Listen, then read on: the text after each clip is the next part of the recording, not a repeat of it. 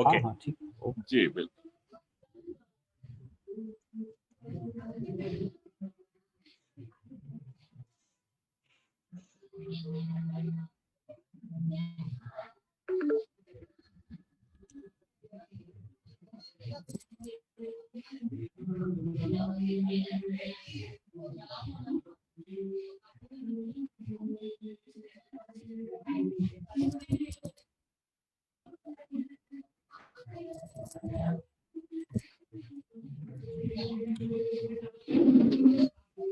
Yes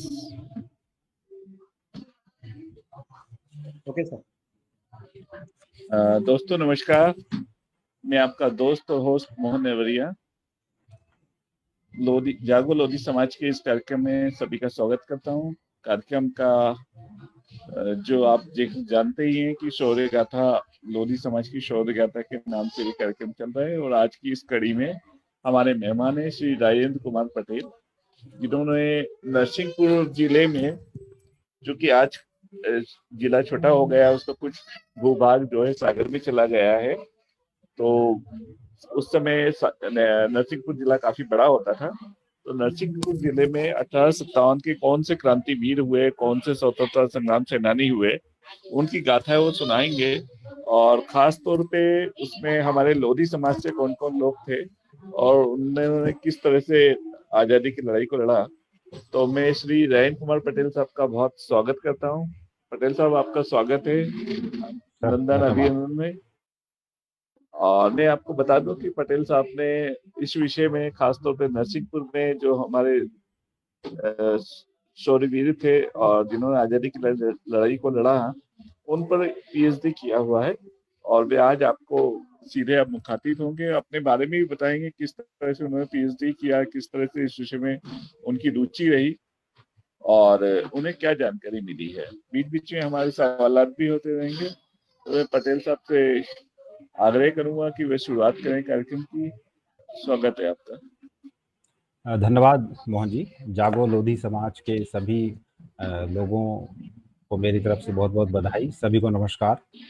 संचालक श्री मोहन सिंह नरवरिया जी, group admin विजय लोधी जी, सभी का मैं अपने हृदय से स्वागत करता हूं कि आप लोगों ने मुझे एक प्लेटफॉर्म दिया। मैं स्टार्ट करता हूं। जहां वॉल्यूम आवाज़ की प्रॉब्लम हो तो सर आप लोग मुझे प्लीज़ बता दें। नहीं, बढ़िया, ऑडियो वीडियो बिल्कुल क्लियर है, कोई दिक्कत नहीं। Okay sir. नरसिंहपुर जो है नर्मदा के तट पर है और मां नर्मदा का आशीर्वाद है यहाँ पर, और यहाँ के लोगों पर भी आशीर्वाद है। और कहीं ना कहीं जब हमारे देश में गुलामी का दौर था तो उसमें जो है यहाँ के वीरों का कहीं ना कहीं बड़ा योगदान रहा इस क्षेत्र विशेष में। मां नर्मदा की कृपा रही है, वो अभी भी बनी हुई है। तो जब मैंने सोचा कि मुझे पीएचडी करनी है तो इसमें मेरा रुझान था कि मैं जो हमारे देश के शहीद हैं जिनके कारण हम आज़ाद हुए हैं, मैं अपना टॉपिक वैसा रखूंगा। और मेरा ये सौभाग्य था कि नरसिंहपुर जिला अभी तक खाली था, इस पर किसी ने शोध कार्य नहीं किया था। तो मेरा टॉपिक नरसिंहपुर में 1857 का विद्रोह तथा स्वाधीनता आंदोलन था। हालांकि मेरा तो सोचना यह था कि मैं इसको नरसिंहपुर जिले में 1857 की क्रांति बोलूं, लेकिन जो एक्सपर्ट टीम थी उन्होंने विद्रोह शब्द को सजेस्ट किया। आगे जब मैं कुछ और काम करूंगा तो मैं इस शब्द को चेंज करूंगा। इसमें जब नरसिंहपुर की हम बात करते हैं तो इसमें अंग्रेजों के आने के बाद से लेके हमारी आज़ादी तक बड़ी चुनौतियां हमको इसमें दिखाई देती हैं। और हमारी समाज का इसमें एक अनूठा, एक अनुपम, एक बड़ा योगदान रहा है। न केवल योगदान रहा है, बहुत सारे लोगों ने कुर्बानियां दी, लेकिन जितना इतिहास में स्थान उनको मिलना चाहिए वो आज नहीं मिला है। और कहीं ना कहीं इस प्रकार से जब मंच उनको मिलता है तो ये हमारे लिए एक अच्छी बात है कि हमारे यहाँ की जो युवा पीढ़ी है उसको उनके बारे में जानने का, समझने का एक मौका मिलेगा, एक प्लेटफॉर्म मिलेगा। इसमें हम जब बात करते हैं अंग्रेजों की तो सब जानते हैं कि 1857 की क्रांति हुई। और जब 1857 की बात आती है तो बड़े बड़े लोगों के नाम उसमें आते हैं, लेकिन क्षेत्रीय जो नायक रहे हैं वो, उनके कार्य और उनकी कुर्बानियों को कहीं ना कहीं आज तक उतना इतिहास में स्थान नहीं मिला है। और इसी प्रकार से 1857 की जो क्रांति है, जिसको हम प्रथम स्वाधीनता संग्राम मानते हैं, उसके पहले भी 15 वर्ष पहले 1842 में एक बुंदेला विद्रोह, बुंदेला रेवोल्यूशन हुआ था। और उस क्रांति का शंखनाद तो सागर से हुआ था, लेकिन नरसिंहपुर जिले में वह सबसे ज्यादा बृहद और विस्तृत रूप में हुई। और 18 महीने तक लंबा संघर्ष विश्व शक्ति अंग्रेजों से किया था। आप जानते हैं कि अंग्रेजों का राज्य सारी दुनिया पर था, उनका राज्य का सूर्य से कहीं नहीं होता था। ऐसी विश्व शक्ति से हमारी समाज के द्वार रहे हैं हीरापुर के, उसमें राजा हृदय शाह लोधी और उनका पूरा परिवार। उन्होंने न केवल संघर्ष किया, लगातार 18 माह तक संघर्ष किया, बहुत सारे लोगों को उन्होंने खोया, लेकिन वो अंग्रेजों के सामने झुके नहीं। एक तरफ अंग्रेज उनको विद्रोही कहते थे, बागी कहते थे, लेकिन वास्तव में देखा जाए तो वही हमारे देश के नायक थे जो कि झुके नहीं। बहुत सारे लोग अंग्रेजों के सामने झुक जाते थे, कई खुफिया का काम भी करते थे। तो इनमें से एक थे राजा हृदय शाह, और हृदय शाह जो है वो हीरापुर के थे। एक हीरापुर जो स्थान है वो नर्मदा और हिरन नदी के बीच में है। उस समय ये जबलपुर जिले में आता था, लेकिन इसके बाद इसको पृथक जिला बनाया गया और इसको नरसिंहपुर में रख दिया गया। ये नरसिंहपुर का दुर्भाग्य रहा कि काफी संघर्ष के बाद इसको नरसिंहपुर में स्थान मिला, नहीं तो एक तेरा हीरापुर है यहाँ पर, उसको नक्शे में दिखाया जाता था। तो इसके बाद जब जागरूकता धीरे धीरे आ रही है तो यथोचित स्थान लोगों को जो मिलना चाहिए वो मिल रहा है। अब इसमें जो 1842 का जो बुंदेला विद्रोह था, इसमें इनका जो परिवार था राजा हृदय शाह का, चूंकि उनके जानकारी के लिए हमारे पास जो स्रोत हैं, जो सोर्सेस हैं, वो सारे के सारे सोर्सेस हैं। उस काल में क्या होता था कि जब अंग्रेज यहाँ शासन था, साप्ताहिक रिपोर्ट तैयार करते थे। वो साप्ताहिक रिपोर्ट उनके हेड ऑफिस जाती थी। जैसे नरसिंहपुर की जो रिपोर्ट थी वो जबलपुर जाती थी, जबलपुर से उनका हेड ऑफिस था नागपुर, वो नागपुर भेजा करते थे। तो वो जो पत्र भेजे जाते थे, वो पत्रों को हम आधार बना के आज जो इतिहास पे चर्चा हम करेंगे वो उन्हीं के आधार पे है। और उसके अलावा हमारे पास सोर्सेस उस समय के नहीं थे। हाँ, 1920 के बाद की जो क्रांति का टाइम है उसमें हमको अखबार भी मिलने लगते हैं, बहुत सारे सोर्सेस पढ़ सकते हैं। 1857 1842 में हमारे पास केवल ब्रिटिश दस्तावेज हैं या जो कुछ लोकोक्तियां हैं या जो परिवारवादी लोग हैं उसकी जानकारी मिलती है, वही हमारे पास उपलब्ध है। तो मैं थोड़ा सा आपको हृदय शाह के बारे में बताना चाहूंगा। जो वंशावली है, जो परिवार है, ये 29 जून 1834 में नरसिंहपुर में जो हीरापुर है उस गद्दी पर बैठे थे। और उस समय उसमें 12 गांव आते थे, 12 गांव की इनकी मालगुजारी थी। और इनके परिवार के अन्य सदस्य थे, चाहे इनके दुलारी सिंह, इनके भाई थे सावंत सिंह थे, मतलब ये 3 भाई थे और तीनों का बड़ा योगदान इसमें रहा। और इन्हीं के परिवार के कुछ लोग दमोह में भी उनका भी एक रियासत थी। हालांकि अपन उनको राजा कहते हैं, लेकिन अंग्रेज इनको जागीरदार कहा करते थे। वो कहते थे ये जागीरदार है। तो अब इसमें जो है आगे जाकर के जब अंग्रेजों ने लोगों को बांधने का प्रयास किया, निरंतर बांधते जा रहे थे और धीरे धीरे करके उनको लगने लगा था कि अब हमारा अधिकार तो ये सब छीन लेंगे। और उसी समय जबलपुर में भी इन्होंने जो है शंकर शाह और रघुनाथ शाह को फांसी दे दी थी, गौंड राजा थे। उसके बाद वहां से बहुत सारे बागी जो सिपाही थे और एक नेटिव इन्फेंट्री थी उसके भी सिपाही थे। तो वो सारे के सारे लगभग संख्या में ऐसा कहीं कहीं प्रमाण मिलते हैं कि 250 500 तक की जानकारी मिलती है। वो सब हीरापुर आ गए थे राजा हृदय शाह के पास। और फिर उन्होंने एक शंखनाद, क्रांति का शंखनाद इन्होंने कर दिया था। और इसके पहले इनको ये लग रहा था हृदय शाह कि ये विश्व शक्ति से हम अकेले नहीं लड़ सकते, हमको जागरूकता फैलानी होगी, आसपास के राजाओं को जगाना पड़ेगा। हृदय शाह ने नरसिंहपुर में और राजा थे, मदन थे, एडवार थे, राजा थे, नरवर शाह, उनको भी इन्होंने जगाने का प्रयास किया। भोपाल में आदिल शाह थे, उनको जगाने का प्रयास किया। आसपास के और जो लोधी बाहुल राजा थे उनको भी जगाने का प्रयास इन्होंने किया।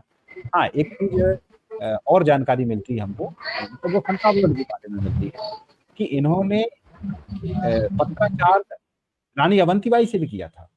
ये इतिहास में एक नई जानकारी जब मैं शोध कर रहा था तो मुझे मिली थी। तो इसमें एक्चुअली ये लोग क्या करते थे, त्योहार मनाते थे, जैसे दशहरा है या अन्य त्योहार, और उसमें ये आमंत्रण भेजते थे और उसी आमंत्रण में ये बहुत सारी चुनौतियाँ या जो इनको आभासी खतरे लगते थे ब्रिटिश सरकार के, वो उनको भेज दिया करते थे। तो अब इसमें जो है इनको लगा कि हमको लोगों को जगाना है, तो जैतपुर के जो राजा थे, उन्होंने उनके साथ संधि की, राजा परीक्षित। उनको कहा कि यदि आप पर अंग्रेज आक्रमण करते हैं या हमारे पे आक्रमण करते हैं, आप हमारा साथ देना। तो उन्होंने इसके लिए एक दशहरे का दिन था, उस दिन आस-पास के सारे राजाओं को बुलाया, आमंत्रित किया। बोले वहीं अपन सारा प्लान करेंगे। जब ये बात अंग्रेजों को पता लगी, तो अंग्रेजों ने उसी दिन जबलपुर में एक प्रोग्राम किया और सबको धमकी दी कि सबको इस प्रोग्राम में आना है, क्योंकि उनको उनका प्रोग्राम फेल करना था। तो अब इसमें अधिकांश राजा तो डर से चले गए, लेकिन राजा परीक्षित और राजा हृदय शाह उसमें नहीं गए। और उसके बाद से फिर अंग्रेजों ने उनके जो ऊपर के जो अधिकारी थे, उनको एक पत्र लिखा 13 अक्टूबर 1842 को। उनका कहना था कि राजा हृदय शाह आसपास के लोगों को उत्तेजित कर रहे हैं, उकसा रहे हैं, जाति में लोगों को जगा रहे हैं, जातिगत भावनाओं के आधार पर उनको उत्तेजित करके और जो है ब्रिटिश सरकार के अगेंस्ट जो है भड़का रहे हैं। तो धीरे-धीरे करके उनके पास 400 और 400 के बाद 1000 फिर 2000 की संख्या इनके पास हो गई थी। और फिर इन्होंने अब सीधा-सीधा लोहा लेना इन्हें प्रारंभ कर दिया था। जब ये जानकारी अंग्रेजों को हुई, तो उन्होंने एक सेना भेजी हीरापुर पर आक्रमण करने के लिए, लेकिन वो सेना भागी वहां से। हिरन नदी और जो नर्मदा नदी है उसके आसपास नाव के क्षेत्र पे इन्होंने कब्जा कर ली, अपने लोगों को इन्होंने वहां पर बैठा दिया, जिससे अगर अंग्रेज आते भी हैं तो इनको तुरंत वो जानकारी प्राप्त हो। तो ये संघर्ष इनका चलता रहा। उसी समय अब अंग्रेजों को लगा कि सबसे पहले तो यहाँ इसको शांत करना होगा, क्योंकि वाटसन ने कई बार बताने का भी प्रयास किया था कि भाई यहाँ पर ये इतना फैलेगी, लेकिन लोगों को लगता था छोटा सा जिला है, ये क्या करेंगे। लेकिन बाद में उनको लगा कि अब ये ज्यादा मामला बढ़ रहा है, तो फिर उन्होंने तुरंत जो है नागपुर से एक बड़ी सेना भेजी, जो कि 21 अक्टूबर 1842 को जबलपुर 21 अक्टूबर 1842 और वो जबलपुर से सीधी हीरापुर पर अटैक करने के लिए सेना वहां से चली। अब इनके बीच में संघर्ष हुआ काफी, और उसके बाद जो है इनको हीरापुर राजा हृदय शाह को छोड़ना पड़ा। छोड़ने के बाद चूंकि परिवार में बच्चे महिलाएं सब लोग थी, इसके कारण ये जंगल लगा हुआ है। हीरापुर को जो क्षेत्र है वो पूरा जंगली क्षेत्र है। ओके। तो हम वहाँ कह सकते हैं सतपुड़ा के जो वो विंध्याचल पर्वत है वो पूरा, तो विंध्याचल में वो अंदर साइड पूरे परिवार में। इसके बाद जो है उनका जो भाई था सावंत सिंह, उसने फिर पूरी ताकत से और 11 अंग्रेजों को मौत के घाट उतारा। ये एक बहुत बड़ा आंकड़ा है कि 11 अंग्रेजों को इनके भाई ने मौत के घाट उतार दिया। और इसके बाद जो है फिर हृदय शाह को पकड़ने के लिए अंग्रेजों ने पूरा प्रयास कर लिया कि कैसे भी करके हमको उनको पकड़ना है। तो पहले तो उन्होंने 2000 रुपए का इनाम रखा। जब 2000 रुपए के इनाम में भी जनता में लालच नहीं आया, तो फिर उन्होंने राशि को बढ़ा के 10,000 रुपए कर दिया। तो उस जमाने में 10,000 रुपए जो इनाम की राशि इन्होंने रखी थी वो बहुत बड़ी रकम होती थी। तब जितना रकम थी उस हिसाब से इनको मान सम्मान इतिहास में आज तक नहीं मिला। 10,000 रुपए तो रानी लक्ष्मीबाई पर उन्होंने उस जमाने में रखा हुआ था 57 में, जबकि 42 में तो और ज्यादा वैल्यू रही पैसे की। तो कुल मिलाकर के ये आंदोलन चलता रहा। अब हृदय शाह को लग रहा था कि अब आर पार की लड़ाई करनी है। तो उनके साथ जो लोग थे, चाहे वो घुघरी के नरवर सिंह लोधी हों या नादिया के अजित सिंह लोधी, ये दो नाम भी लोधियों के अभी निकल के आए हैं, जो भी 1842 में ये लोगों ने साथ में मिलकर लड़े थे। इन पर भी 1-1 हजार रुपए का इनाम उस काल में इन्होंने रख दिया था। अब हृदय शाह संघर्ष करते हुए पीछे हटे, वहां से वो केरबाना चले गए। केरबाना एक्चुअली दमोह में आता है और वहाँ 44 किलोमीटर की दूरी पर है वो। वहाँ कुछ समय परिवार के साथ रहे वो। फिर उसके बाद मड़ियादो चले गए, सरखारी में आता है, और उसके बाद सिमरिया पहुंचे। सिमरिया से हिनौतिया गए, हिनौतिया से जैतपुर निकल गए और जैतपुर से तेजगढ़ चले गए। इनको लग रहा था कि ये राजा हमारा सपोर्ट करेंगे तो हम फिर से अंग्रेजों से संघर्ष कर पाएंगे, क्योंकि एकदम से अंग्रेजों ने अटैक किया था तो इनकी तोपें और इनका पूरा लाव लश्कर सब कुछ वहीं किले में रह गया था हीरापुर में। तो जितना इनके पास हथियार था, जखीरा था, उससे ये लड़ते रहे। और ये एक हिसाब से हम ये कह सकते हैं कि गोरिल्ला युद्ध इन्होंने लड़ा लंबे समय तक, वो निरंतर चलता रहा। फिर इसके बाद जो है नर्मदा एंड सागर जो टेरिटरीज थी पूरी, उसमें वहाँ का एजेंट था सी फ्रेजर। उसने घोषणा की थी कि सारे के सारे राजा 24 नवंबर 1842 को घोषणा की कि सारे राजा हथियार डाल दें, अन्यथा उनको बख्शा नहीं जाएगा, और जो हथियार डाल देंगे उनको माफ कर दिया जाएगा। तो इसमें कुछ जो इनको सपोर्ट करने वाले राजा थे वो भी हाथ से निकल गए। अब हृदय शाह अकेले बचे, लेकिन इसके बाद भी ये झुके नहीं। इनका संघर्ष चलता रहा, परिवार को साथ में लेके जंगल में ठंड में, मतलब एक राजा जो है वो जंगल में परिवार के साथ रह रहा है, वो कड़ाके की ठंडी में रह रहे हैं, वो ये सब निरंतर उनका चलता रहा। उसके बाद फिर वो तेजगढ़ पहुंच गए। तेजगढ़ में राजा परीक्षित से मिलने का उन्होंने प्रयास किया, लेकिन परीक्षित पर भी अंग्रेजों ने अटैक कर दिया था। वो खुद भी भागे भागे फिर रहे थे बुंदेलखंड में, वो भी इधर उधर परिवार को लेके जा रहे थे। तो दोहरी तेहरी मार इन पर उस समय पड़ गई थी, लेकिन फिर भी ये व्यक्ति झुका नहीं। मातृभूमि की रक्षा के लिए, अपने स्वाभिमान के लिए, अपने जातिगत स्वाभिमान के लिए निरंतर लड़ते रहे, अग्रसर रहे। अब इसके बाद जो है फिर जब ये जंगल में थे तो इनने सोचा कि एक बार फिर से परीक्षित के बंगले में महल में जाते हैं, कुछ हथियार तो मिल जाएंगे हमको लड़ने के लिए, राजा मिले ना मिले, कुछ जो भी अंग्रेज होंगे उनसे तो हम उतना लड़ लेंगे।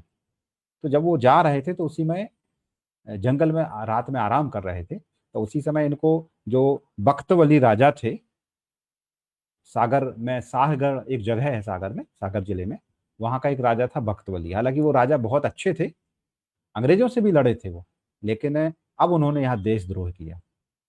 उन्होंने, उनके आदमियों ने इनको पकड़ लिया, ये पूरे परिवार के साथ थे। और पकड़ने के बाद इनको कहा कि आपको जो है हम चार्ल्स ब्राउन अंग्रेज जो कैप्टन थे उनके सामने पेश करेंगे। क्योंकि परिवार के साथ थे तो ये डायरेक्ट लड़ नहीं पाए, इनको पकड़ लिया गया और पकड़ के इनको सागर में चुनार का जो किला था उसमें इनको बंद कर लिया गया। अब इनके साथ जो जो लोगों को इन्होंने पकड़ा था उसमें इनके परिवार के बहुत सारे लोग थे, उनके बारे में मैं जरूर बताना चाहूंगा। एक तो राजा हृदय शाह खुद थे, दूसरा उनका बेटा मेहरबान सिंह। ये मेहरबान सिंह जो हैं ये इनके पुत्र थे और आगे 57 की क्रांति की ये नायक थे जिले के। अभी आगे मैं इनके बारे में आपको बताऊंगा।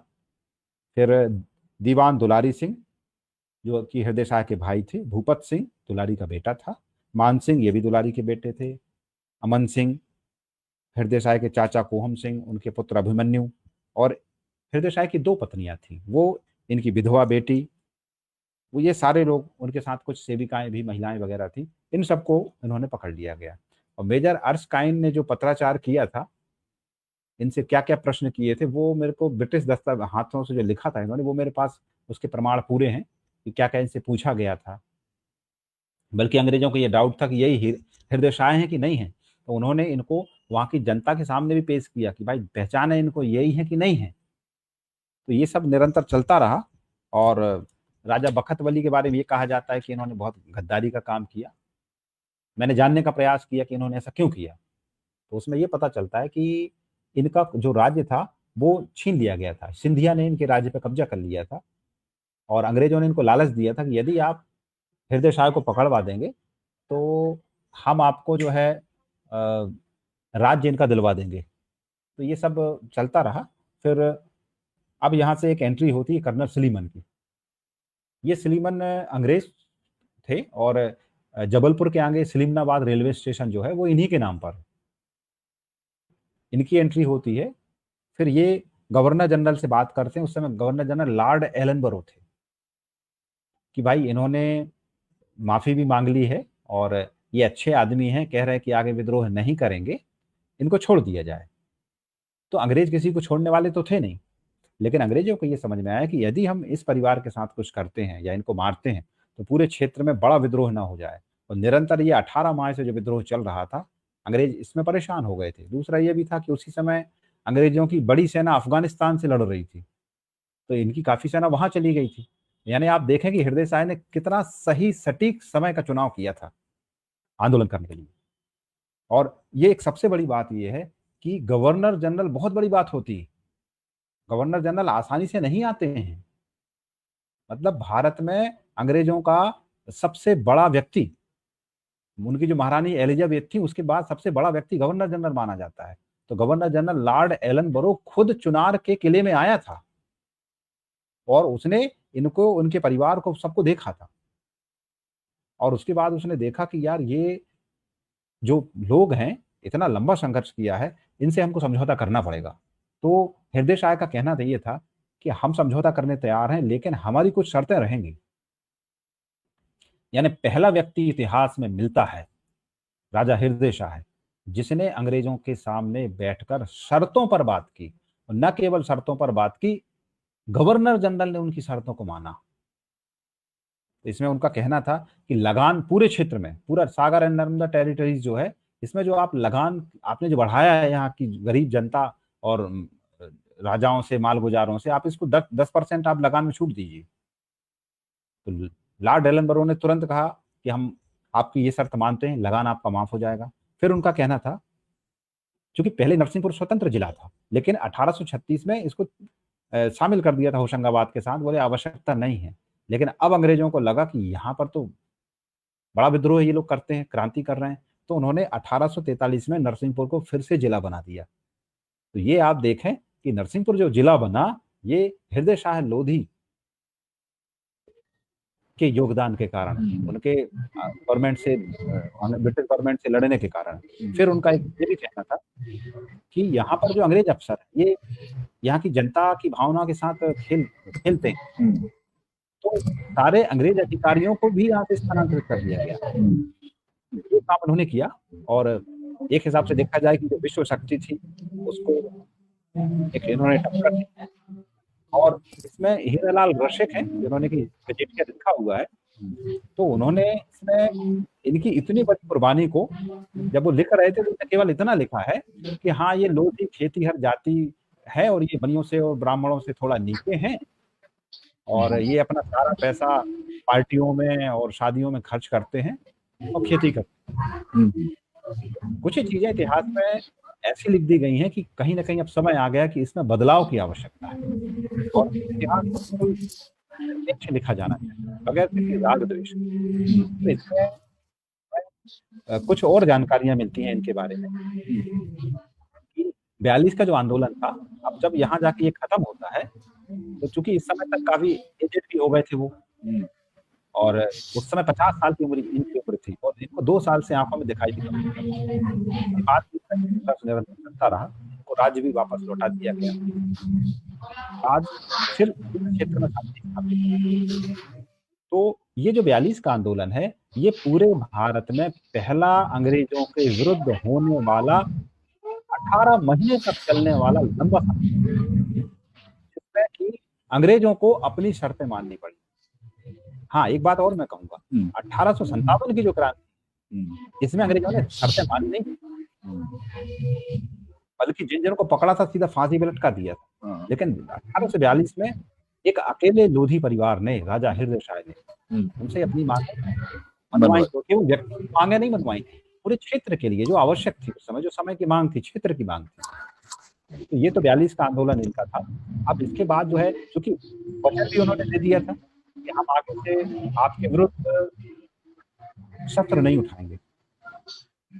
अब इन्होंने अपने पुत्र को आगे किया, उसमें भी वही खून था, मेहरबान सिंह और इनके भाई सावंत सिंह वगैरह, गजराज सिंह वगैरह।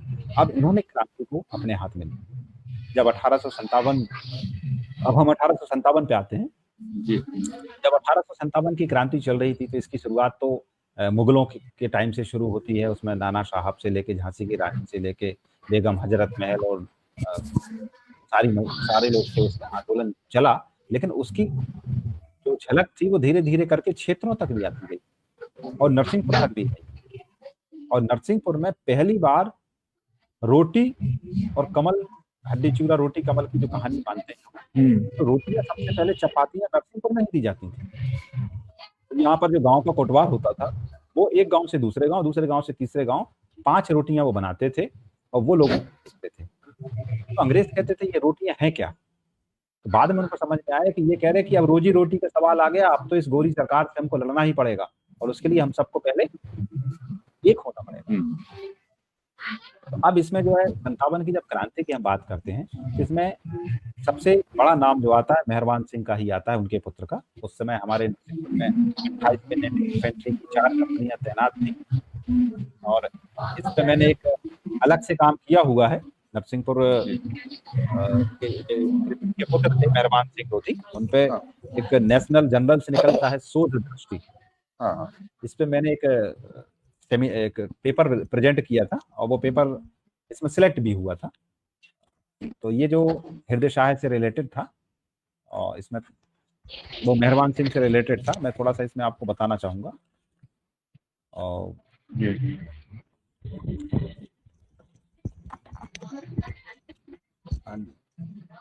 मेहरबान सिंह जो थे वो कुल मिला के हम ये कह सकते हैं कि इन्हीं के उत्तराधिकारी थे और सारा इनने सब कुछ करने का प्रयास किया। अब इसमें मेहरबान सिंह ने ये आंदोलन 57 को जो किया था उसको लेके, उसके पहले मैं एक चीज बताऊं आपको कि जब जबलपुर में शंकर शाह और रघुनाथ शाह जो गोंड राजा थे तो उनकी 2 मूर्तियां बनी हुई। तो उसमें उनको फांसी देने के बाद जो है वो मैंने आपको अभी 42 में वो घटनाक्रम बताया था कि ये 57 में तो वो उसके अंतर्गत अब इस क्षेत्र में पूरे में फिर से क्रांति शुरू हुई थी। और चाहे वो उसमें रानी अवंतीबाई हो या फिर यहाँ से मेहरबान सिंह लोधी हो या फिर हमारे लोधी परिवार में और भी लोग रहे हुए हैं, उनका योगदान अभी आगे मैं बताऊंगा कि कौन कौन उसमें थे। तो राव बहादुर सिंह का भी नाम आता है इसमें। राव बहादुर सिंह शंकर शाह और रघुनाथ शाह के साथ थे। अपना लोड़ी पिपरिया करके एक जगह है जबलपुर में, वहां के वो बड़े क्रांतिकारी थे और उन्होंने केवल वही बच पाए थे, बाकी 2 लोगों को तो फांसी दे दी थी, शंकर शाह और रघुनाथ शाह को। ये वहां से फिर भागते हुए सिवनी और सिवनी से फिर ये नरसिंहपुर आ गए थे, इनका पूरा परिवार। और उनका भी बड़ा योगदान रहा है, वो भी बड़े क्रांतिकारी माने जाते हैं। और सौभाग्य की बात है कि मेरी ससुराल उसी परिवार में है। अच्छा, मेरी वाइफ वहीं से है। तो सौभाग्य की बात है भाई, ये सौभाग्य की बात है। और उस पर कभी अलग से जब टाइम मिलेगा तो चर्चा करेंगे। तो अभी मेहरबान सिंह के बारे में आपको बता रहा था कि मेहरबान सिंह पे पूरी जिम्मेवारी आ गई थी। अब मेहरबान सिंह ने नरसिंहपुर के आसपास का जो क्षेत्र था उसमें चाहे आपका बरमान हो, चांवरपाठा हो, तेंदुखेड़ा हो, सुगातला हो, देवरी हो, केरपानी, झामर, पिठैरा, ये छोटे छोटे क्षेत्र हैं, आसपास के ही हैं। यहाँ इन्होंने क्रांति को जगाया और न केवल जगाया, ये गांव-गांव लोगों को जगाते भी थे, रोटी और चपाती को भेजा करते थे। और इनके साथ जो है 52वीं पलटन जो अंग्रेजों की सैनिक इन्फेंट्री थी, उससे 200 बागी वहां से निकल के इनके पास आ गए थे। यानी आप देखें कि भारतीय सैनिकों को भी इतनी उम्मीद थी कि हम अगर अंग्रेजों के विरुद्ध बगावत करते हैं तो अंग्रेज हमारा कुछ नहीं कर पाएंगे। हम तो हीरापुर का जो परिवार है, लोधी परिवार, उनके शरण में जाएंगे, वो हमको शरण में भी रखेंगे और हमको सैनिक के रूप में स्वीकार। तो ये सब इन्होंने किया। और उसके बाद जो है नरसिंहपुर में डिप्टी कमिश्नर थे हमारे से कैप्टन टर्नर, और उनके पास 6 तोपें भी थी बड़ी बड़ी, और उसके साथ इन्होंने मुकाबला किया। और अब उन्होंने हीरापुर को 3 तरफ से घेरने का प्रयास किया। एक मेन रास्ता नरसिंहपुर से होके जाता है, लगभग 16 मील का रास्ता है। वो पूरी सेना रात में बरसात में यहाँ से गई। दूसरा साकल वाले रास्ते से पहुंचे। एक सेना जबलपुर तरफ से आई और एक तेंदुखेड़ा तरफ से, 4 तरफ से उन्होंने घेरने का प्रयास किया। लेकिन मेहरबान सिंह ने जम के संघर्ष किया। न केवल संघर्ष किया, काफी अंग्रेजों को मारा भी वहां से, काफी अंग्रेज सिपाही मारे गए। उसके बाद फिर मेहरबान सिंह वहां से फिर सेना लेके आगे बढ़ जाते हैं, वो निकल जाते हैं।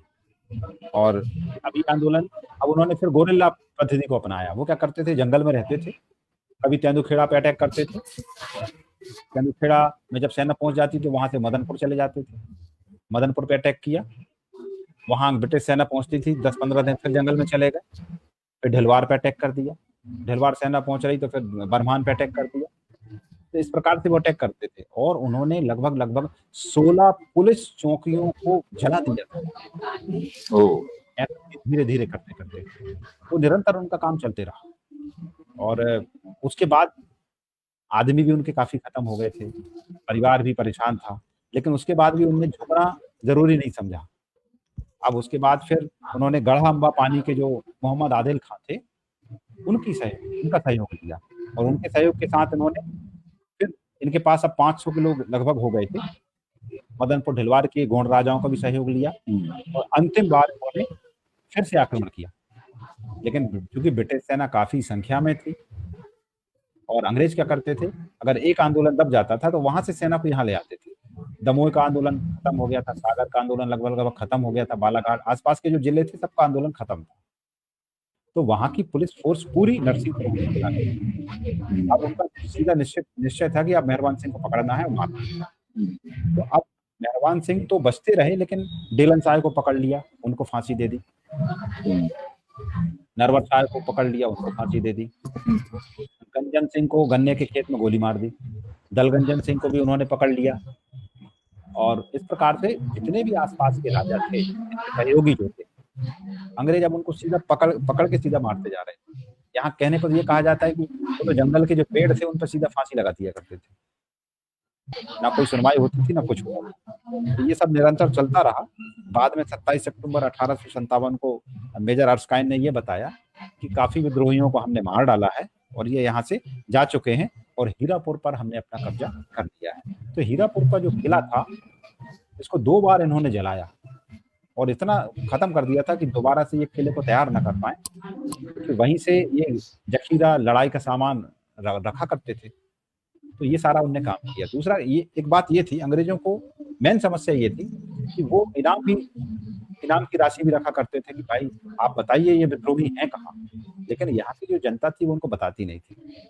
तो ये ब्रिटिश अधिकारियों के जो पत्र हैं जो ऊपर वो लिखा करते थे, चाहे जबलपुर मेजर अर्स्काइन को लिखें या नागपुर लिखें, उसमें वो लिखा करते थे कि यहाँ की जनता को हम लालच देते हैं, धमकाते हैं, उसके बाद भी वो जनता बताती नहीं है कि ये विद्रोही, ये क्रांतिकारी कहाँ है।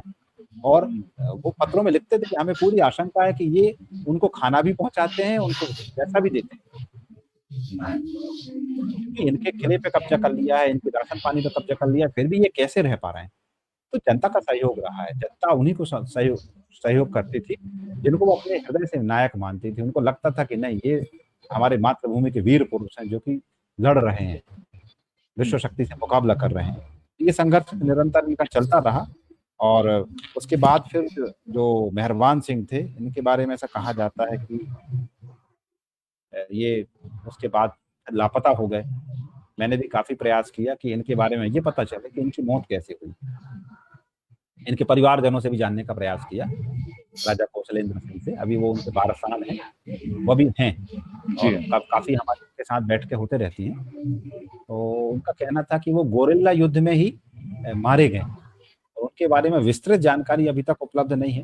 ब्रिटिश दस्तावेजों में भी उनके बारे में जानकारी नहीं मिलती है कि वो उनका उसके बाद क्या हुआ, वो कहाँ चले गए, क्या स्थिति थी। तो इसमें इनके परिवार के लिए कुछ हमारे पास हमको डेटे मिली हैं, हालांकि वो ब्रिटिश दस्तावेजों की डेटे नहीं है, इनके परिवारजनों की डेटे हैं। इसमें एक डेट हमको मिलती है कि जो गजराज सिंह थे, जो 1857 में लड़े थे, 42 में भी ये लड़े थे, 42 में तो सुरक्षित बचे थे, 1857 में इनको अंग्रेजों ने पकड़ लिया था और पकड़कर 29 नवंबर 1857 को इनको जबलपुर में जो चंडाल भाटा है वहां पर इनको फांसी दी गई थी। जो चंडाल भाटा है आज तो उसमें दीनदयाल उपाध्याय बस स्टैंड बन गया है, वही क्षेत्र है जहां पर इनको फांसी दी गई थी। और नवंबर में फांसी दी गई 57 में, 29 नवंबर में।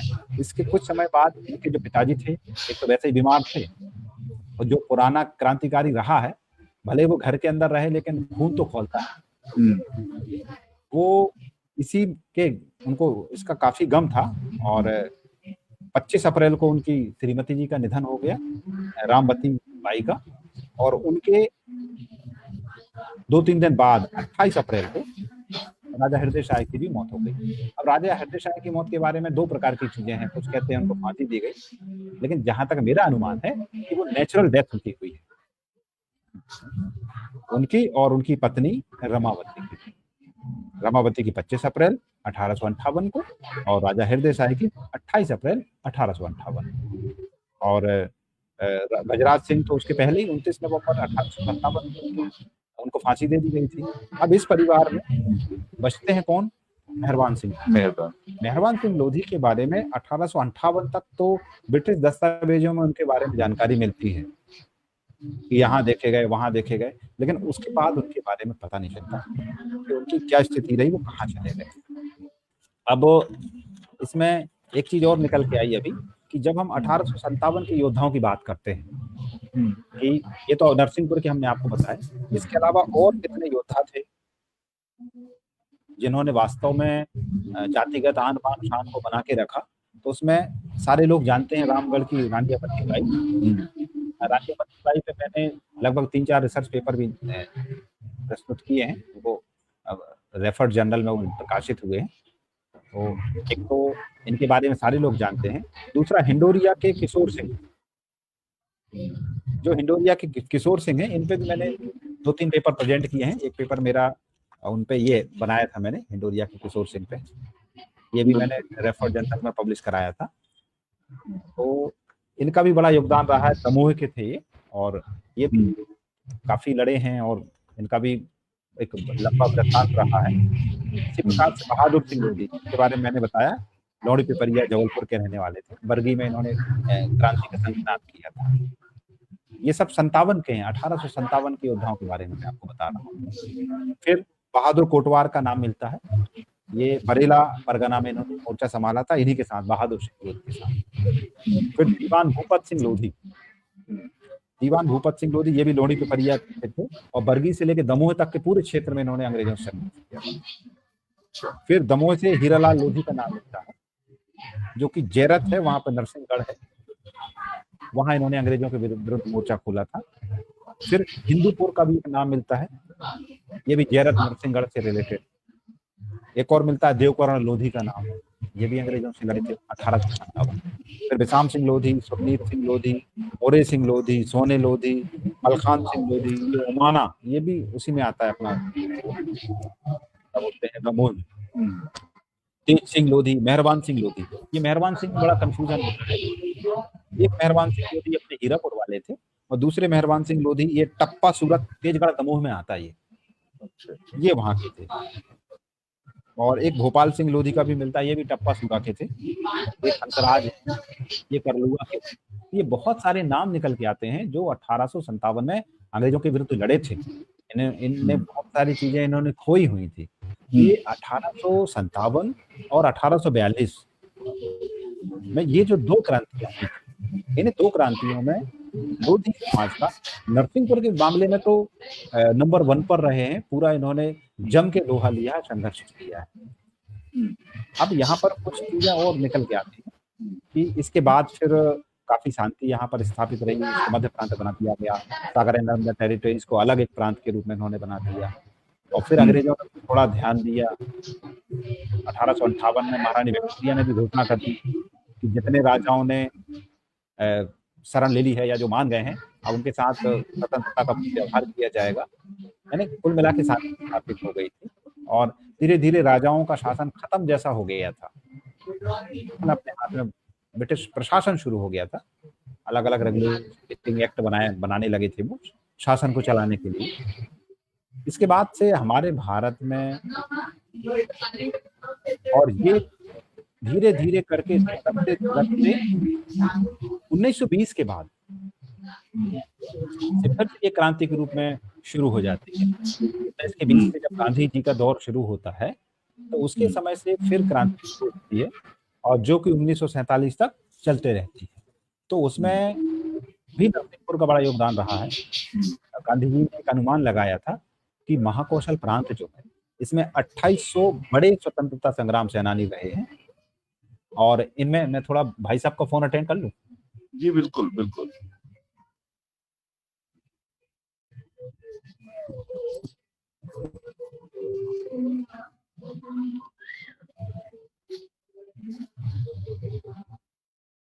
देखिए, आप सब लोग दर्शकों को मैं पुनः याद दिला दूं कि जागो लोधी समाज की शौर्य गाथा, उसके गौरवमयी इतिहास के बारे में आज बता रहे हैं श्री रायन सिंह पटेल, रायन कुमार पटेल। उन्होंने पीएचडी किया है खास तौर पे नरसिंहपुर जिले के, और इसमें नरसिंहपुर, दमोह, सागर, जबलपुर और सिवनी, वहां तक के कुछ जो क्रांतिकारी हुए खासतौर पे हमारे समाज के, उनके बारे में वे आज जानकारी दे रहे हैं, विस्तार से जानकारी दे रहे हैं। और वे ये भी बता रहे हैं कि 1842 में जो बुंदेलखंड विद्रोह कहलाते हैं, बुंदेला विद्रोह कहलाता है। उसमें बुंदेल, गोंड और साथ में लोधी समाज के हमारे क्रांतिवीर रहे थे। तो रायन पटेल जी पुनः, रायन जी बताइए। पटेल साहब जी, प्लीज जी। कंटिन्यू करिए। कंटिन्यू करता हूँ जी। जी मैं भी आपको बता रहा था 57 के बारे में। तो जी 57 के बाद जब 1920 का दौर हमारा प्रारंभ हुआ था, तो 1920 में गांधी जी के आगमन के बाद से फिर आंदोलन एक नई श्रृंखला से शुरू होता है। और इसमें गांधी जी ने अब लोगों को जोड़ना शुरू कर दिया था। अब यहाँ पर राजाओं का खेल नहीं रहा था, जोड़ के वो एक जन क्रांति लाना चाहते थे। तो उसमें भी हमारे समाज के काफी लोगों का इसमें योगदान रहा है। इसमें जैसे बाबूलाल जी लोधी हैं मरका के, इन्होंने 1930 में जो आंदोलन चला था गांधी जी का, उसमें 2 वर्ष 6 माह की इनको सजा प्राप्त हुई थी। हाँ, मैं बता रहा था कि उसमें गांधी जी ने जो अनुमान लगाया था 2800 जो स्वतंत्रता संग्राम सेनानी थे महाकौशल के, उसमें 311 नरसिंहपुर के थे। अब 311 में लगभग 12-13 नाम मिलते हैं हमको जो लोधी। तो इसमें बाबूलाल लोधी जी के बारे में आपको बता चुका हूँ। इसी प्रकार से एक नाम और आता है, वो आता है रणजीत सिंह लोधी। रणजीत सिंह लोधी छोटा छिंदवाड़ा के थे, और ये भी 1842 का जो भारत छोड़ो आंदोलन था उसमें 1 वर्ष का इनको कारावास हुआ। इसी भवानी सिंह लोधी थे, ये मोहपा गाडरवारा के थे। इनको भी 1842 के भारत छोड़ो आंदोलन में 1 वर्ष का जेल हुआ था। हल्कू सिंह लोधी थे गाडरवारा के, ये 1941-42 में इनको 10 माह का कारावास हुआ था। और ये हल्कू सिंह लोधी जो थे, वर्मा लिखते थे ये। जब मैं पीएचडी कर रहा था तो मेरा इनसे साक्षात्कार हुआ था, मैं इनका इंटरव्यू लेने गया था। ये उस समय नरसिंहपुर के जीवित एकमात्र स्वतंत्रता संग्राम सेनानी। इनके साथ बैठ के काफी मैं चर्चाएं करता था, तो वो बताते थे कि कैसे कैसे अंग्रेज हमको प्रताड़ित करते थे। उन्होंने बताया था कि जब गांधी जी का आंदोलन चल रहा था 42 में, तो करतार सिंह यहाँ पर डिप्टी कमिश्नर थे। करतार सिंह मतलब जो प्रेमनाथ, जो फिल्मों में प्रेमनाथ काम करते हैं ना, हाँ।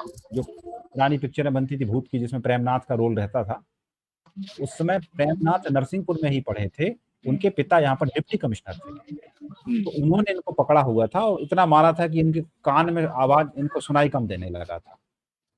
तो इनको 2 बार जेल हुई। एक बार ये 10 माह के लिए गए थे, दूसरा ये 1 साल के लिए गए थे। पहले नरसिंहपुर जेल में रहे, फिर इनको होशंगाबाद जेल भेज दिया गया, तो जौलपुर सेंट्रल जेल भेज दिया गया। और इनके परिवार में इनकी जो पत्नी थी वो गर्भवती थी। उसके बाद भी इनको गाडरवारा थाने में बिठा के रखा गया था, और वहीं पर इनको पुत्र पैदा हुआ था। तो सौभाग्य था कि जब मैं इनके घर गया था तो वो भी घर में उपलब्ध थे, उनसे भी मेरी मुलाकात हुई थी। तो बहुत सारी चीजें हैं जब अपन काम करते हैं तो निकल के आती हैं कि लोगों, आज जो हमको आजादी मिली है, लोगों ने कितना संघर्ष किया, क्या क्या किया उन्होंने। इसमें और भी नाम आते हैं, छिदामी सिंह लोधी साली चौका के, ये भी 1932 में 6 माह का इनको कारावास था। फिर चौधरी पोहप सिंह, ये बासन पानी के थे, ये मालगुजार थे, ये भी इनको 6 माह का 1941 में को जेल हुई थी। रामचरण सिंह लोधी, ये खैरुआ के थे, इनको 4 माह 25 दिन का कारावास हुआ था। फिर प्रताप सिंह लोधी, ये सालीवाड़ा के थे, इनको 1941 में 3 माह का कारावास हुआ था। मेरा जो छोटा भाई है उसकी ससुराल इसी घर में है। अच्छा। इनको जब जेल हुई थी तो इनका क्या है कि जो प्रमाण पत्र मिला था, वो प्रमाण पत्र इनका कहीं गुम गया। अच्छा। और वो इतने ताकतवर थे, सब बताते हैं कि अगर वो बैल को ऐसा घूसा मार दें तो बैल एक बार में बैठ जाता था। उन्होंने भी 3 अंग्रेजों को मारा था। फिर खुमान सिंह लोधी, ये आमगांव बड़ा के थे, ये 1941 में इनको 3 माह का कारावास हुआ था। जुगराज लोधी, ये झांसी घाट नर्मदा जी के किनारे है, खमरिया में, जबलपुर जाते का पड़ता, गोटे गांव के आगे है। इनको भी 3 माह का कारावास हुआ था 1941 में। फिर सरदार सिंह लोधी थे खैरुआ के, इनको भी 22 दिन का कारावास हुआ था। और नर्मदा सिंह लोधी थे आमगांव छोटा के, इनको 15 दिन का कारावास हुआ। तो इसमें जो है कुल मिला के जब हम बात करते हैं हमारे स्वतंत्रता आंदोलन की, तो इसमें चाहे 15 दिन का आंदोलन किसी ने किया या फिर 2 साल का, योगदान तो सबका रहा। लेकिन कहीं ना कहीं जब हम निष्पक्ष बात करते हैं हम्म तो भारत सरकार को अभी बहुत सारे काम करने की आवश्यकता है। हम्म जैसे आप एक मेरा प्रश्न रहता है हमेशा से, हाँ यदि 1920 के बाद के आंदोलनों में हम्म यदि कोई 10 दिन के लिए भी जेल चला जाता है हम्म तो आप उसको राज्य की भी आप उसको पेंशन देते हैं, आप उसको और सेंट्रल की केंद्र भी की भी। पेंशन देते हैं। लेकिन जो 1857 में मर गए, उनके हम्म परिवार के परिवार चले गए, उनकी रियासतें चली गई, आज उनके पास 2 एकड़ 2.5 एकड़ जमीन है। हम्म 42 में भी यही हुआ। उनको ना तो ये फ्रीडम फाइटर्स मानते हैं, हम्म आज भी चाहे रानी लक्ष्मीबाई हो या जितने भी क्रांतिकारी हैं, 42 के क्रांतिकारी हैं, इनको स्वतंत्रता संग्राम सेनानी सरकार नहीं मानती। तो कहीं न कहीं यहाँ बहुत ज़्यादा हमारी सरकार को इसमें एक काम पहल करने की आवश्यकता है कि उनको यथोचित स्थान आवश्यक है मिलना। कहीं न कहीं वो परिवारजन जो है, आज भी उनमें राजसी खून दौड़ता है और वो गिड़गिड़ा के खुद से नहीं कहेंगे कि हमको भी वो सम्मान मान हमको दिया जाए। हम्म तो ये कुछ आवश्यकताएँ हैं जो शासन को थोड़ा देखना चाहिए और बिल्कुल। कहीं न कहीं एक हमको जब हम इतिहास को खंगालते हैं, पढ़ते हैं, देखते हैं, तो हमको ये लगता है कि नहीं, हर समाज का योगदान रहा है और मुझे तो अपनी समाज का योगदान इसमें स्पष्ट दिखता है और जब मैं शोध का जी। काम किया था, तो मैंने बड़ा बारीकी से शोध का काम किया हूँ। हम्म तो लगभग 155 स्वतंत्रता संग्राम सेनानियों की जो लिस्ट मुझे मिली थी, हम्म मैं उन जेल भी गया कि वास्तव में ये जेल किस काम से गए थे। तो पता चला हम्म लकड़ी चोरी लोग गए थे, वो फ्रीडम फाइटर्स का तगमा लेके घूम चल रहे हैं, 2-2 वो ले रहे हैं अपना। तो ऐसे 1-2 विरले हो सकते हैं एग्ज़ाम्पल, लेकिन जिनने वास्तव में किया है, उनको भी इसमें मिलना चाहिए कहीं न कहीं, वो अभी इसमें हमको कमी दिखाई देती है। दूसरा ये है कि जो क्षेत्रीय नायक रहे, हम्म इनको भी अब इतिहास में सही स्थान देने का समय आ गया है। क्योंकि अब सरकार खुद कहती है कि हमको क्षेत्रीय इतिहास को लिखना है और क्षेत्रीय इतिहास की कड़ियों को जोड़कर ही हम सही इतिहास को लिख सकते हैं। हम्म तो इस कड़ी में जो क्षेत्र में जो क्षेत्रीय शोध हो रही हैं, हम्म जो अनुसंधान हो रहे हैं, रिसर्च हो रही है, वो बहुत ज़्यादा आवश्यक है। हम्म क्योंकि कहीं न कहीं आज भी हमारे पास पूरा इतिहास उपलब्ध नहीं है। तो ये कुल मिला के दूसरी बात ये है कि जो स्वतंत्रता संग्राम सेनानी रहे, इस पे मटेरियल तो बहुत उपलब्ध है। यदि हम देखें कि हमारे जाति के कितने नायक रहे हैं, उनका इतिहास हमको कहाँ से मिलेगा, तो बहुत सारी किताब लोक संचालनालय से निकली हैं, कुछ मध्य प्रदेश हिंदी ग्रंथ अकादमी से निकली हुई हैं। हमारे यहाँ का जो पुरातत्व संग्रहालय है, वहाँ पर भी ब्रिटिश दस्तावेज रखे हुए हैं, कुछ नेशनल आर्काइव दिल्ली में है। तो दस्तावेजों की कमी नहीं है, बस उनको खंगालना पड़ेगा, निकालना पड़ेगा, जानकारियाँ निकल के आएँगी। और 1920 के बाद का जब हम इतिहास देखते हैं, न केवल नरसिंहपुर, पूरे मध्य प्रदेश की बात कर रहे हैं, भारत की बात कर रहे हैं, तो उसमें भोपाल में एक शोध संस्थान है, वहाँ पर काफ़ी कुछ सामान रखा हुआ है। लगभग हम ये कह सकते हैं कि जितने भी अखबार निकला करते थे, वो सारे के सारे अखबार वहाँ पर उपलब्ध हैं। तो उन अखबारों से भी हमको जानकारी हो जाती है कि माधव सप्रे शोध संस्थान है वहाँ पर और उसमें सारे उन्होंने अखबारों को रखा हुआ है। साल में जो निकला करता था, क्या किसने क्या किया, क्यों किया, ऐसी बहुत सारी चीज़ें हैं। और कहीं न कहीं क्षेत्रीय इतिहास की जानकारी हमारी नई पीढ़ी को भी होनी चाहिए। क्योंकि नई पीढ़ी कहीं न कहीं आज जो स्वतंत्रता है इसको बड़े हल्के में लेती है। ये आज़ादी हमको इतने आसानी से नहीं मिली है, इसमें हज़ारों लोगों ने, सैकड़ों लोगों ने अपनी कुर्बानियाँ दी हैं, माँओं ने अपने बेटों को खोया है, पत्नियों ने अपने पतियों की कुर्बानी दी है, जब ये जाके हमको आज़ादी मिली है। और यदि हम इस मंच के माध्यम से हमारी नई युवा पीढ़ी को ये जानकारी उपलब्ध करा पाते हैं, तो ये कुल मिला के हम कह सकते हैं कि हमारा जो काम था वो अब सार्थक हो जाएगा, हम सक्सेस हो जाएँगे। यही सारी चीज़ें हैं और मुझे बड़ा अच्छा लगा आज मेरा जो मेरे टॉपिक कुछ था। सवाल थे पटेल साहब। हाँ, बिल्कुल जी उनका स्वागत है। जी 1842 और 1857 जी। क्या फर्क आपको लगता है, मूल मूल फर्क, बेसिक फर्क, और उसका दोनों का इम्पोर्टेंस अलग अलग कैसे ज्यादा था? अब मूलतः यदि हम देखें तो समस्या तो एक ही थी, चाहे 1842 की बात करें या 1857 की। वो समस्या ये थी कि जो हमारे यहाँ के जो राजा महाराजा थे, उनको ये लगने लगा था कि अब अंग्रेज ही यहाँ पर शासन करेंगे और हमारी सत्ता धीरे-धीरे चली जाएगी और जाने भी लगी थी। और जितने भी राजा महाराजा थे, चाहे वो भारत के हों या नरसिंहपुर के हों या मध्य प्रदेश के हों, छोटे राजा हों या बड़े राजा हों, उनको जो मान-सम्मान मिलता था, पब्लिक में जो कह देते थे वो कानून होता था, अब वो वैसा नहीं रहा था। क्योंकि अब अंग्रेज जो कहते थे वो कानून होता था। तो इसके कारण से इनको लगने लगा था कि अब हमको इनसे लड़ना पड़ेगा। मैं शुरुआत नरसिंहपुर से हो गई, सागर से हो गई, सागर एंड नर्मदा टेरिटरीज़ से हो गई और अपनी माँगों को उन्होंने मनवाया। लेकिन 57 में जाके जब विलय नीति आई, अंग्रेजों ने विलय नीति को प्रारंभ किया। उसमें उनका ये कहना होता था कि जो भी राजा हैं, अगर उनके पुत्र पैदा नहीं हो रहे हैं, तो उस राज्य को हड़प लिया जाए, उसको ब्रिटिश राज्य में मिला लिया जाए। तो इस पर भी एक नेशनल सेमिनार हुआ था, मैं उसमें गया हुआ था।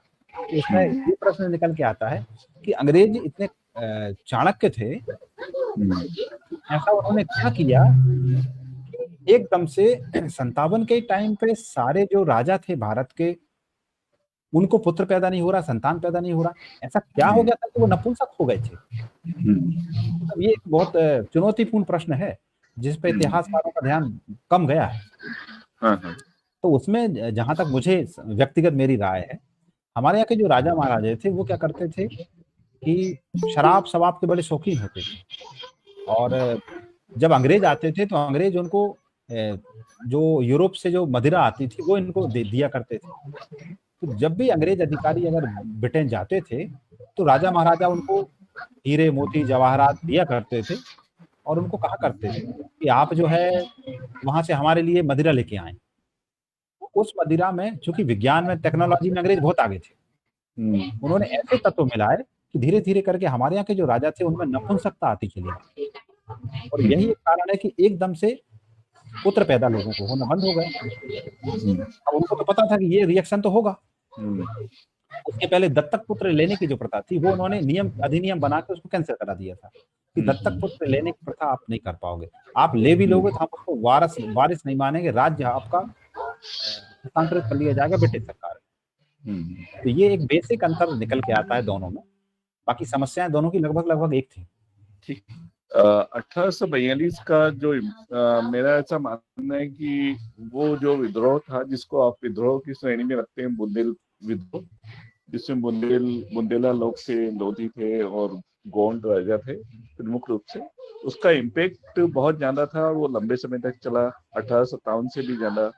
1857 का ये हुआ कि ईस्ट इंडिया कंपनी का राज खत्म हो गया और 1858 में महारानी का राज सीधे ब्रिटिश राज आ गया, ब्रिटिश क्राउन का राज शुरू हो जी। और एक इम्पैक्ट जो ये हुआ कि उसी समय 1860 में फिर नया जो अभी इस समय पुलिस एक्ट लागू है, आईपीसी, फिर सीआरपीसी ये आ गया।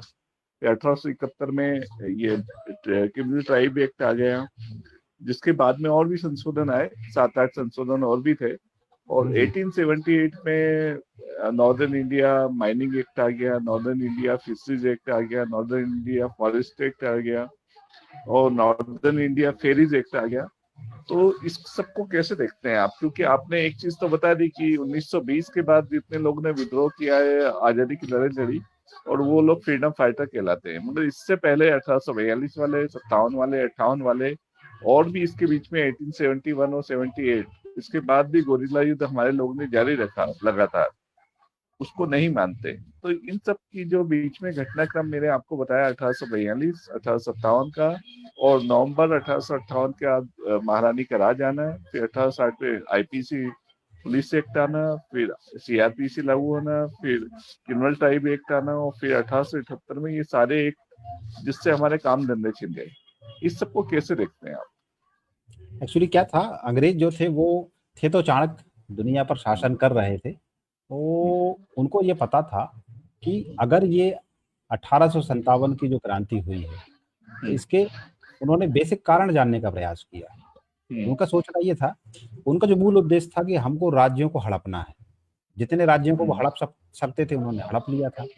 दूसरा, उनके पास इतने संसाधन भी नहीं थे, इतने आदमी नहीं थे कि वो प्रत्यक्ष शासन कर पाते। तो उनका तो सोचना ये रहता था, उसको मैं एक एग्जांपल के तौर पे आपको बता रहा हूँ। जैसे नॉर्मली व्यक्ति क्या करता है कि गाय पे उसने कब्जा कर लिया। अब गाय पे जब कब्जा कर लिया तो गाय को वो ले जाएगा घर। जब घर ले जाएगा तो उसको गाय को नहलाना भी पड़ेगा, उसको खिलाना भी पड़ेगा और गाय को दोहना भी पड़ेगा दूध के लिए। संसाधन कम थे तो अंग्रेज क्या करते थे, पहले उनने गाय को जीता, जीतने के बाद वो कहते थे अब ये गाय तो हमारी हो गई, लेकिन क्योंकि गाय का आपसे लगाव है और आपका गाय से लगाव, इसलिए हम दया करके ये गाय आपको वापस दे रहे हैं। लेकिन ये गाय आपकी नहीं, गाय हमारी है, आप इसको खिलाओ, आप इसकी सेवा करो, आप इसका दूध लगाओ और वो दूध आप हमको सुबह शाम घर पहुंचाओ। तो ये सिस्टम उन्होंने भारत में अपनाया। संसाधन राजाओं के पास ही रहने दिए और कहा कि कर प्रणाली कैसी रहेगी वो हम बताएंगे, नियम कौन कौन से लागू होंगे वो हम बताएंगे। 1858 में महारानी एलिजाबेथ की जो घोषणा थी विक्टोरिया की, उन्होंने उसमें यही कहा था कि राजाओं को हम स्वतंत्र कर दे रहे हैं लेकिन नियम कानून हमारे चलेंगे। उसके बाद 73 का रेगुलेटिंग एक्ट आया, 81 का आया, फिर से एक्ट आया, 1892 का एक्ट आया, 1813 का एक्ट आया, 33 का आया। तो इस प्रकार से एक्ट वो बनाते गए और जो जो डिमांड होती थी वो धीरे धीरे करके मानते भी चले गए। उनका मूल काम था वो उनका चलता रहा और राजाओं को भी ये लगने लगा था कि अगर हमको समाज में वक़्त रखना है तो हमारे ऊपर मुकुट है तो हम उसको रखे रहें, क्योंकि लोग राजा तो मान रहे हैं भले हम केवल खोखले राजा हैं। ये एक सिस्टम उन्होंने अडॉप्ट किया था और यही पूरे भारत में उनका चलता रहा। 57 में जहां तक बात करें हम असफलता की, तो जब हम पूरे बृहद भारत के बारे में देखते हैं तो हमको ये समझ में आता है कि इसमें सारे लोग नहीं लड़े थे। इसमें जो मुस्लिम भाई थे हमारे, उनका कहीं पर हमको 57 में नहीं दिखता है कि वो इसमें लड़े हुए थे, बहुत कम नाम मिलते हैं। उनको भी अगर छोटी छोटी रियायतें अंग्रेजों ने दे दी तो वो युद्ध भूमि से अलग हो गए। हमारा पूरा दक्षिण भारत 1857 की क्रांति से दूर रहा। हमारा पूर्वोत्तर के राज्य पूरे दक्षिण युद्ध से दूर रहे। हमारा हरियाणा, पंजाब से लेकर ऊपर तक का जो इलाका है वो भी इससे दूर रहा। केवल मध्य भारत में ये क्रांति का संघनाद हुआ था। अब उसको तो कई बार वो कहते हैं ये सैनिक क्रांति थी, अलग अलग स्वरूप में उसको वो देखते हैं, लेकिन मूल जो समस्या थी, अब सैनिकों की समस्या थी चर्बी वाले कारतूस। उन्होंने कहा भाई चर्बी वाले कारतूस हम नहीं रखेंगे, वो जो दांत से खोलना पड़ता था, नई इनफील्ड राइफल जो आई हुई थी। तो अंग्रेज क्या करते थे, लोगों की बातें मानते भी जाते थे, लेकिन मानते तब थे जब उनका स्वार्थ पूरा हो जाता था। मुझे वही जो करते रहे और ऐसे आसानी से 1920 तक वो पहुंच गए। विजय जी कुछ आपके प्रश्न हो, क्योंकि मेरे प्रश्न बहुत सारे। हाँ सर, मेरे एक क्वेश्चन है कि लोधियों ने 1857 क्रांति हो या बाद में बहुत कुर्बानी दी और लाखों लोगों ने कुर्बानी दी है, लेकिन लोधी समाज का इतिहास नहीं लिखा गया।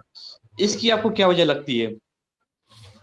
अब उसकी वजह में अगर हम जाते हैं तो मूल तो कारण ये है कि जो हीरालाल रसिक थे, जिन्होंने गजेटियर की संकल्पना की थी, सरकारी प्रकाशन है और पूरा इतिहास हर जिले का उसमें लिखा हुआ है।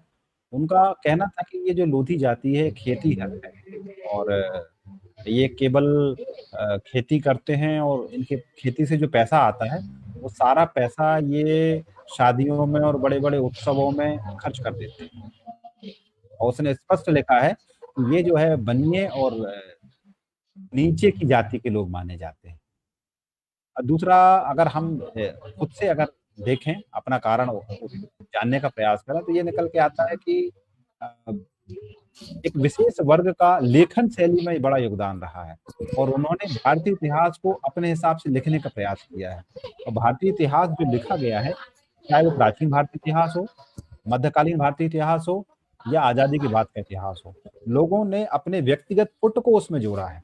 एक नेचुरल सी बात है, मान लो मैं राजेंद्र तिवारी हूँ तो मैं इतिहास जब लिखूंगा तो मैं थोड़ा सा कोशिश करूंगा कि जो मेरे तिवारी भाई लोग हैं मैं उनको ज्यादा हाईलाइट करूं।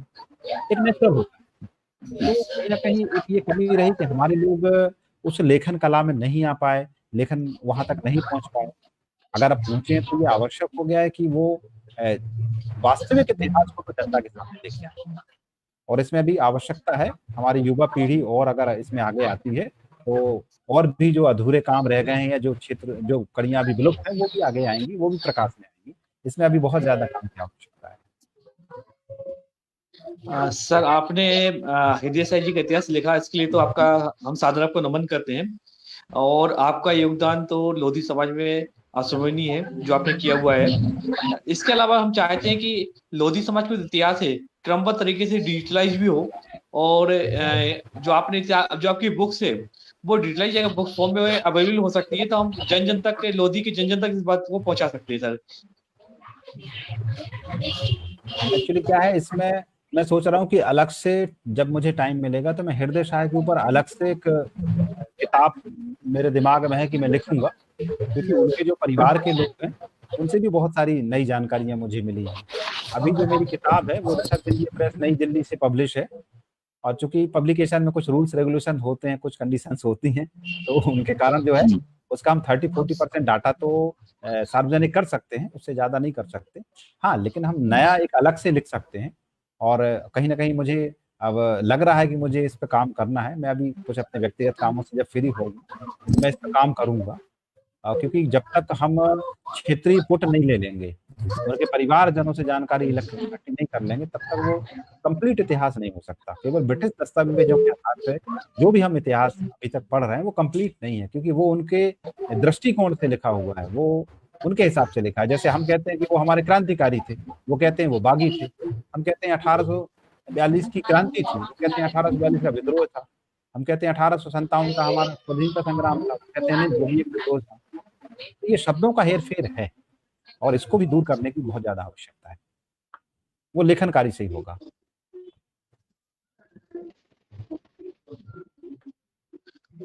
Mohan sir, please continue.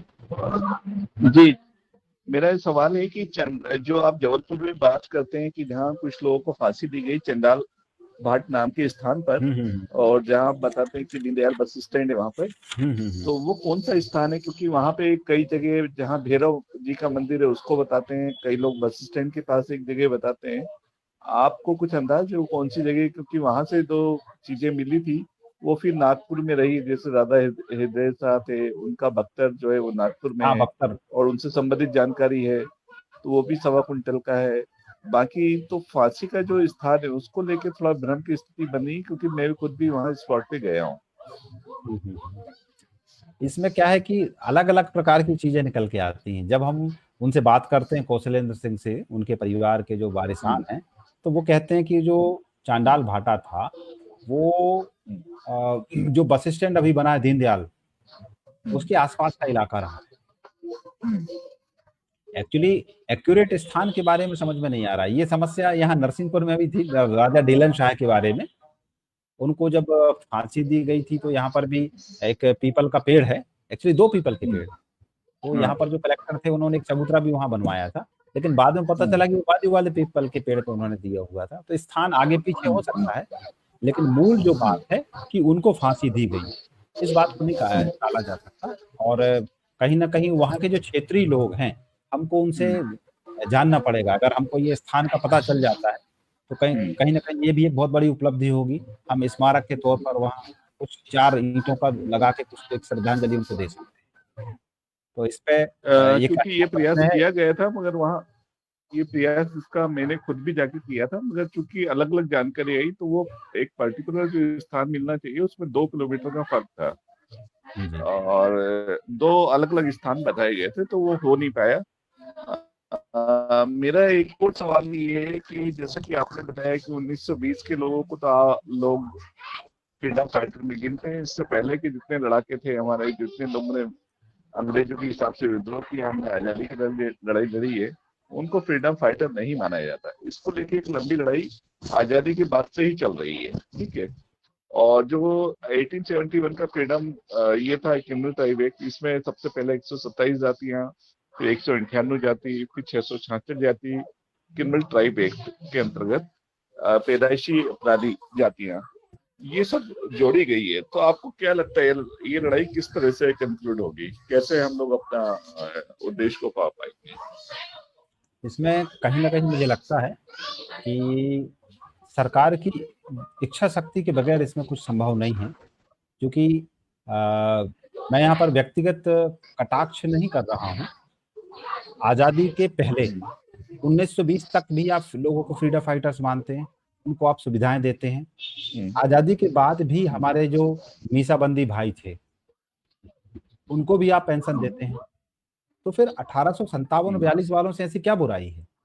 अगर हमारी सरकार चाहे तो, अगर दृढ़ इच्छा शक्ति रखती है तो कुछ नहीं करना है। एक बिल आपको पहले आप लोकसभा में उसको पारित करा लें, राज्यसभा से पारित करा लें, आप राष्ट्रपति से अनुमोदन करा लें, वो कानून बन जाएगा, सच्ची श्रद्धांजलि हो जाएगी। चाहे वो हमारी रानी अवंतीबाई हो, चाहे रानी लक्ष्मीबाई हो, चाहे मेहरबान सिंह लोधी हो, या अन्य हमारे 1857 के लड़ाके हों। एक तरफ हम कहते हैं कि वो हमारे भारत का प्रथम स्वतंत्रता संग्राम था, दूसरी तरफ हम उनको स्वतंत्रता संग्राम सेनानी भी नहीं मानते। आप अब अगर आरटीआई लगा के आप मांगेंगे तो वो सामान्य जानकारी ये नहीं देंगे कि ये फ्रीडम फाइटर्स थे। और 1920 का इसमें जी बिल्कुल सही बोल रहे हैं आप। अब ये है कि इसको लेके जो लड़ाइयाँ चल रही है तो उसमें सबसे बड़ा दिक्कत तो ये है कि 1871 का जो क्रिमिनल टाइप एक्ट था उसमें हमारे काफी सारे लोग कवर हुए, उससे पहले भी हुए आजादी की लड़ाई लड़ने वाले लोग। और 1952 का जो 31 अगस्त को हैबिचुअल ऑफेंडर्स एक्ट आया उसमें हमको पैदाइशी अपराधी से जन्मजात अपराधी से हम लोगों को आदतन अपराधी मान दिया, तो वो भी रिपील नहीं हुआ है अभी तो। और दूसरा ये कि आजादी की लड़ाई के लिए हमको जो फ्रीडम फाइटर के नाते जो सुविधाएं मिलना थी, जैसे आपने बताया राज्य वाला भी आपको पैसा नहीं मिल रहा और केंद्र का भी, तो ये लगभग 70,000 रुपए प्रति महीने होता है। और फ्रीडम फाइटर का दर्जा होता है वो 3 पीढ़ी तक चलता है, उसके अनुसार आपको शिक्षण में भी नौकरी में भी आपको सुविधाएं मिलती है। तो ये एक लड़ाई अभी चल रही है विमुक्त जाति आंदोलन के नाम पे जी। तो इसके बारे में आपको कुछ अवेयरनेस है, क्योंकि आजादी के बाद अभी तक 7 कमेटियां बन गई हैं और 2 आयोग बन चुके हैं और घुमंतु जनजातियों पे ये तो समग्र विचार हो रहा है पूरे ग्रुप के बारे में ऐसा करके। उसमें विमुक्त ऑलरेडी शामिल है जिनकी आप बात कर रहे थे। तो आपको फिर भी, क्योंकि ये एक्ट के अलावा भी इच्छा शक्ति के अलावा भी, क्योंकि एक आंदोलन के रूप में लड़ना है, तो जो फ्रीडम फाइटर आपके अनुसार 1842 वाले, उसके पहले 1831 वाले भी रहे हैं, फिर बाद वाले भी रहे है विमुक्त के नाम पे जो चल रही है, इसको लेके आपका क्या सोच है? इसमें सीधा सीधा यही है कि अगर हमको वास्तव में उनके परिवारजनों को श्रद्धांजलि देनी है, क्योंकि इसमें कुछ टेक्निकल समस्याएं भी आनी हैं कि जैसे मान लो हम एक बात करते हैं कि एक पीढ़ी 30 वर्ष की होती है, तो अब हम ये देखें कि 1857 से लेके वर्तमान 2020 तक का जो टाइम है ये कितना लंबा टाइम है। इसमें वहां पर उनके लड़के, फिर उनके लड़के, 4 लड़के, फिर 3 लड़के, फिर उनके लड़के, तो ये चीजें भी हैं।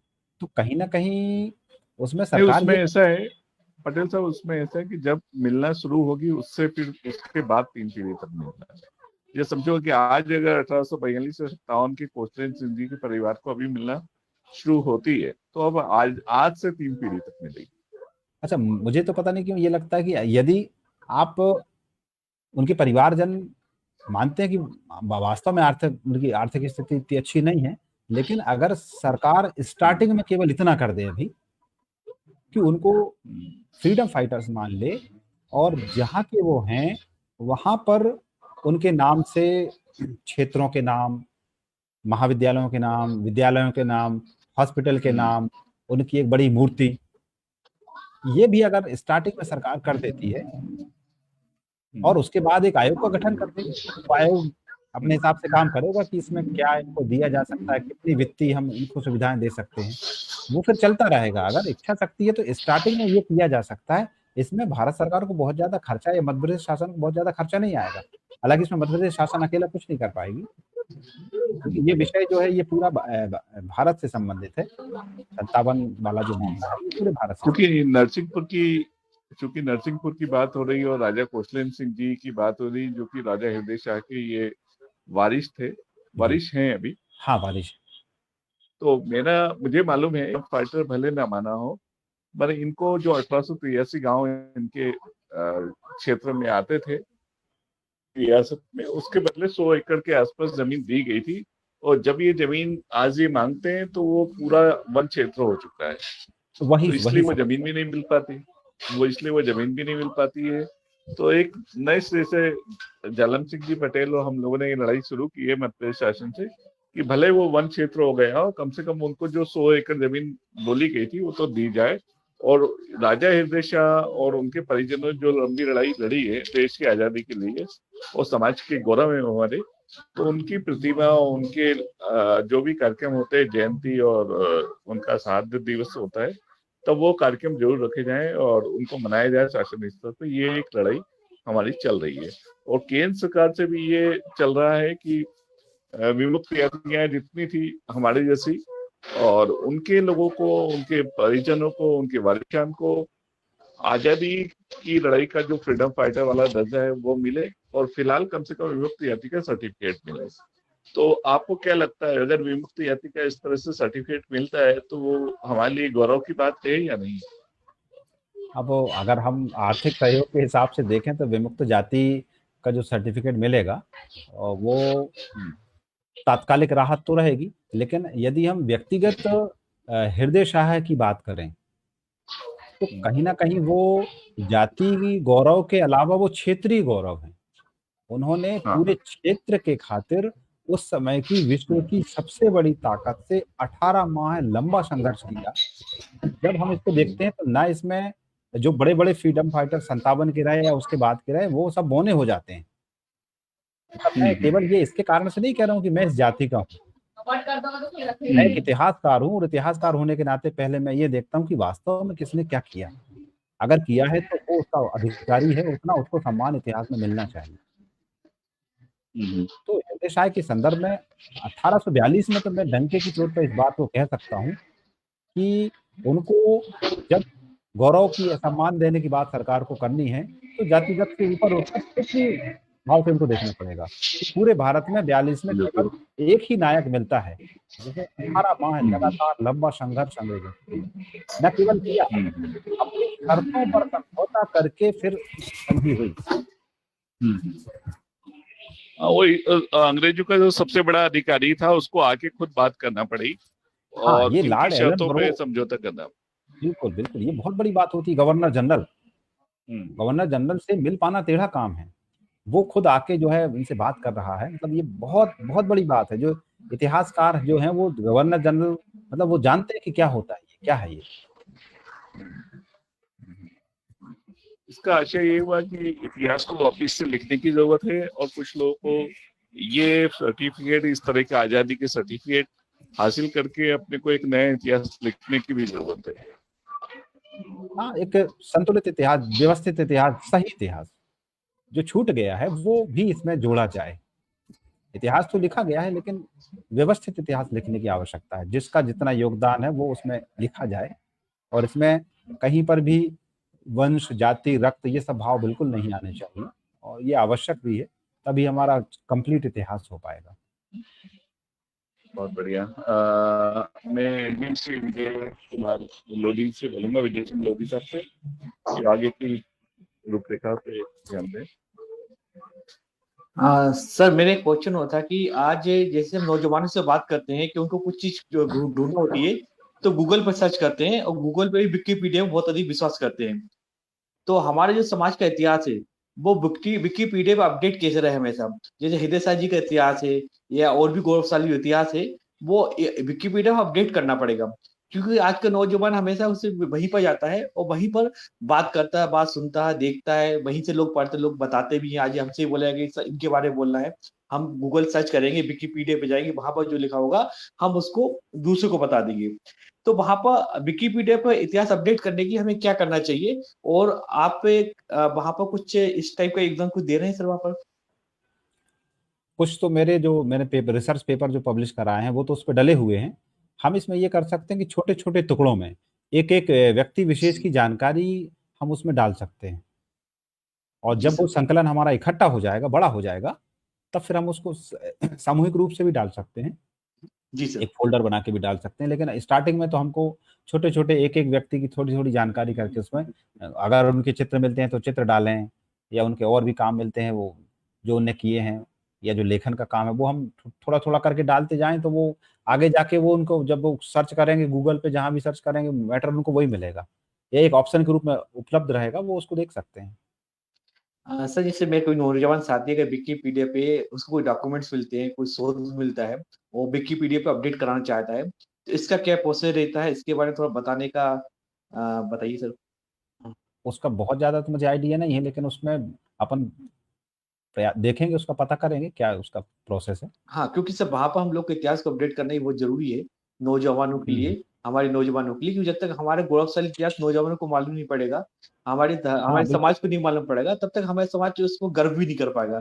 और जब समाज बिल्कुल, बिल्कुल। अपने इतिहास को गर्व करता है, तभी वो समाज आगे बढ़ पाता है। ये मेरा मानना है। तो हमारे लिए कुछ ऐसे काम करना पड़ेगा, जैसे आपने बोला कि छोटे-छोटे लेख लिखना पड़ेंगे, छोटी-छोटी जानकारी देना पड़ेगी, फ़ोटो सबमिट करना पड़ेगी। तो इस प्रकार की मुहिम चलाना पड़ेगी, जैसे आप जैसे विद्वान आगे आएँ और छोटे-छोटे लेख लिखें और हमारे जो ग्रुप्स हैं या हमारे फ़ेसबुक ग्रुप हैं, जो लोग देखते हैं, पढ़ते हैं, तो उन तक पहुँचे।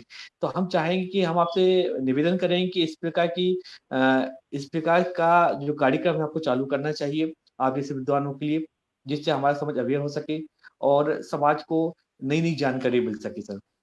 मेरा तो सर इसमें काफ़ी लंबे समय से काम चल रहा है। मैं थोड़ा-सा आपको बताना भी चाहूँगा, चूँकि जी, आपने जी। अच्छा विषय रखा आपने।